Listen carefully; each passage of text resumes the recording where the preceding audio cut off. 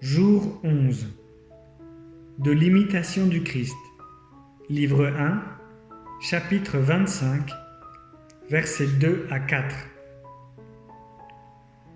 Un homme qui flottait souvent, plein d'anxiété, entre la crainte et l'espérance, étant un jour accablé de tristesse, entra dans une église et, se prosternant devant un autel pour prier, il disait et redisait en lui-même : « Oh, si je savais que je dusse persévérer !»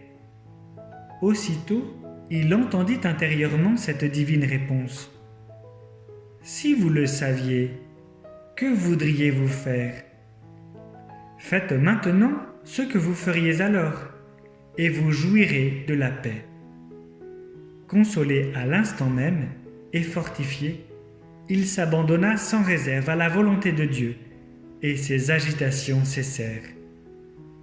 Il ne voulut point rechercher avec curiosité ce qui lui arriverait dans l'avenir, mais il s'appliqua uniquement à connaître la volonté de Dieu et ce qui lui plaît davantage, afin de commencer et d'achever tout ce qui est bien.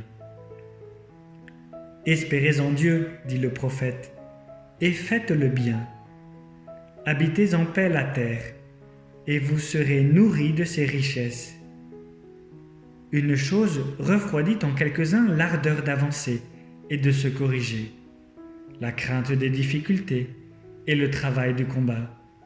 En effet, cela devance les autres dans la vertu, qui s'efforcent avec plus de courage de se vaincre eux-mêmes dans ce qui leur est le plus pénible et qui contrarie le plus leur penchant. Car l'homme fait d'autant plus de progrès et mérite d'autant plus de grâce qu'il se surmonte lui-même et se mortifie davantage.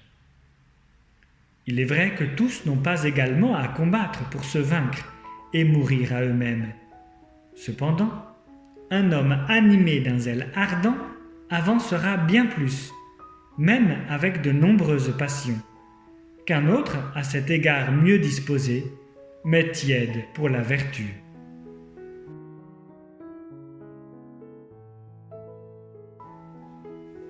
Veni Creator. Venez, Esprit Créateur, visitez les âmes de vos fidèles et emplissez de la grâce d'en haut les cœurs que vous avez créés. Vous êtes appelés consolateurs, don du Dieu très haut, fontaine de vie, feu, amour et onction spirituelle.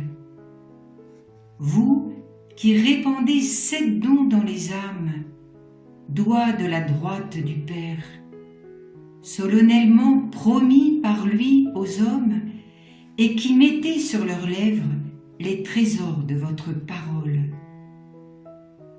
Faites briller votre lumière à nos yeux, répandez votre amour dans nos cœurs, soutenez la faiblesse de notre chair par votre vertu incessante. Repoussez bien loin notre ennemi et donnez-nous promptement la paix. Marchez devant nous comme notre guide pour que nous évitions tout mal. Qu'il nous soit donné par vous de connaître le Père, comme aussi le Fils, et vous, ô Saint-Esprit, qui procédez de l'un et de l'autre, faites que nous ayons toujours foi en vous.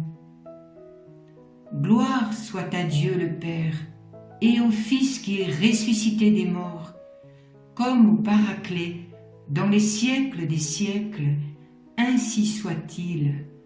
Amen.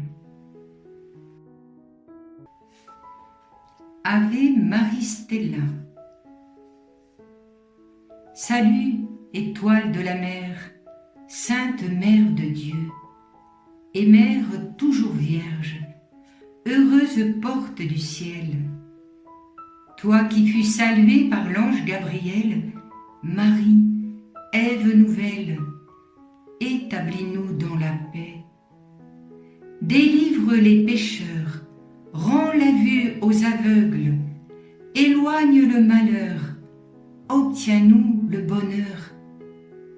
Montre-toi notre Mère, et porte nos prières à celui qui pour nous voulut naître de toi.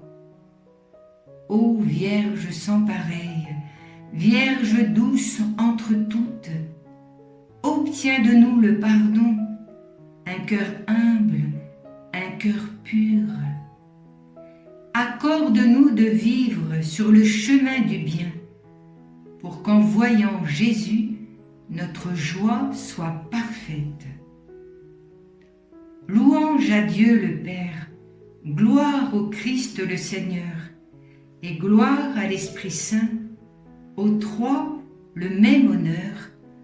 Amen. Magnificat. Mon âme exalte le Seigneur, exulte mon esprit en Dieu mon Sauveur. Il s'est penché sur son humble servante. Désormais, tous les âges me diront bienheureuse. Le Puissant fit pour moi des merveilles, saint est son nom. Son amour s'étend d'âge en âge sur ceux qui le craignent. Déployant la force de son bras, il disperse les superbes. Il renverse les puissants de leur trône. Il élève les humbles. Il comble de bien les affamés, renvoie les riches les mains vides. Il relève Israël, son serviteur. Il se souvient de son amour, de la promesse faite à nos pères en faveur d'Abraham et de sa race à jamais.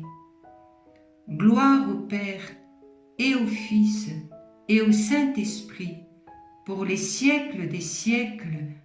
Amen.